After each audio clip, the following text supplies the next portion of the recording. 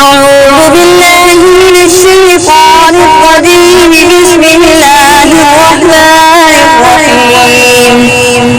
أو كالذي مر على قرية وهي خاوية على عروشها قال أنى يحيي هذه الله بعد موتها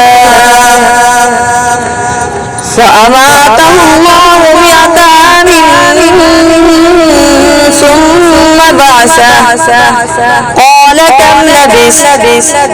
قال لبثت يوما أو بعض يوم قال بل لبثت 100 عام فانظر إلى طعامك وشرابك لم يتسنه وانظر إلى هلالك ولنجعلك آية للناس وانظر إلى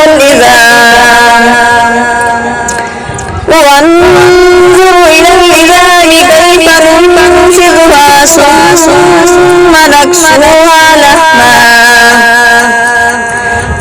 فلما تبين له قال أعلم أن الله على كل شيء قدير.